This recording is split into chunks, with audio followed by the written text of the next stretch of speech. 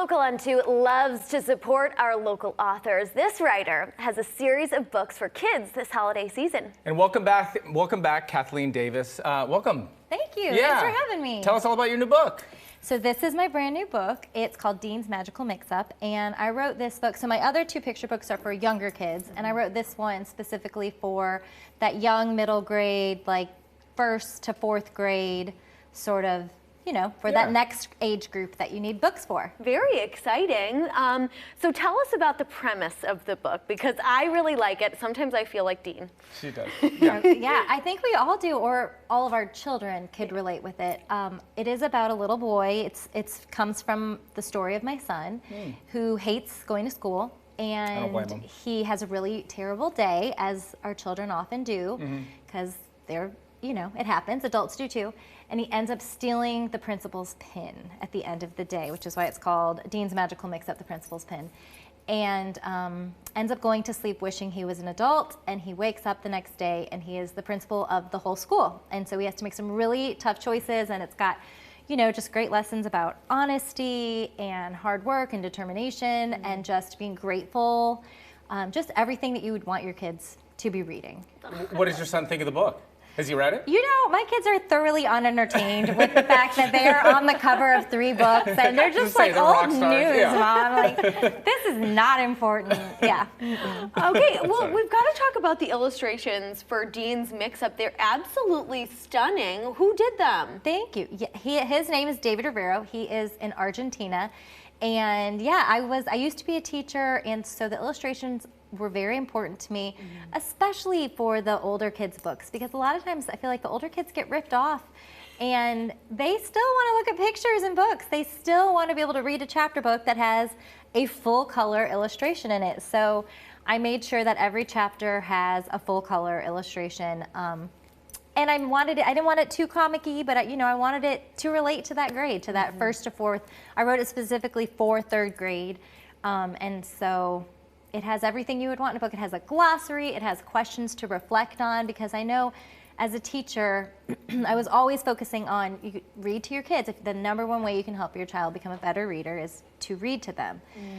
But then sometimes we just read in our robots and don't stop and ask our kids questions. So I added questions to reflect on that go in order of the chapter that you can just, you know, pop out and periodically ask your kids questions. I have to find out what these questions are. Yeah, so I really, in addition to that, I wrote it as a very clean book. I was really tired of some books that are targeted towards our 3rd and 4th graders that have a lot of words like hate and stupid. And I have a kindergartner too, so I would be comfortable reading this book to my kindergartner and her not walking away saying, you know, loser and suck and things like, because it's just not in there. Yes. Are you going to read us some I questions, love this. Laura? Yeah, some of the questions to reflect on are, I'll be the kid. Go. What are some things that you like about school? Why do you think Dean stole the pin? If you could be anyone, who would it be and why?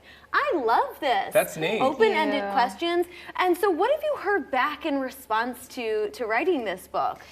Well, it's brand new. It's literally, I released it like 2 weeks ago, but so far kids are really excited about it. They're really loving the pictures, and parents are really loving the questions at the end, because you know, it just makes life easier at the end of the day. And it's interactive. What is the process? I mean, so you have written Brave and Feathers from Above. What is the process of writing a book?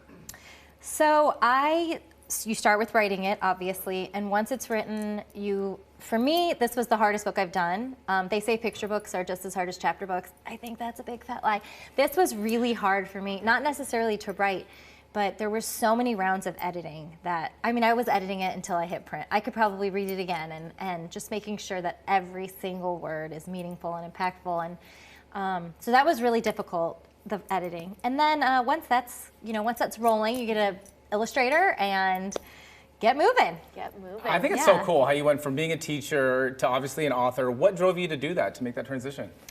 So when I stopped teaching, I think like a lot of parents or mothers, when they stop teaching and they are at home, they kind of feel like they lose themselves a little bit. And I definitely was in that boat. I was in administration, and when I stopped teaching, I was just like, what do I do now?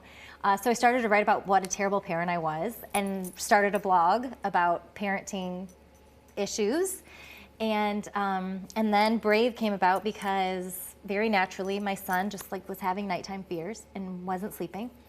And I couldn't find a book that didn't reinforce his fears. So I was like, I can write that. I know what books need in it. I can put, rhyming patterns in here that small kids need. I can put good words in here that our kids, we can explain to them. And I can create a message that will remind kids they're not alone. And then that led to Feathers from Above. My daughter would find feathers and say, Mom, look, my guardian angel must have visited. And that's how that one started. It was like kind of COVID-ish. And I was like, the world needs this message that we're not alone, which led to Dean's Magical Mix-Up, which my son just, hating school like most kids. What do you hope that both parents and children take away from Dean's Magical Mix-Up?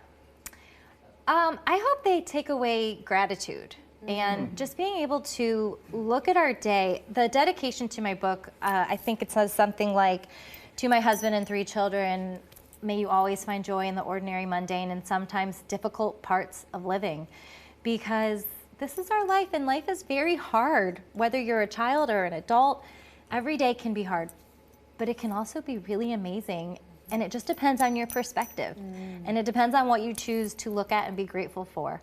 And so I really want to instill that in not only kids, but also our parents, us too, to be reminded that, there's a lot to look up and be happy about. So true. All about perspective. Thank you so much for joining us. Thank So you. good to see you always. You Well, check out all of Kathleen's books. Visit her online at KathleenDavisBooks.com.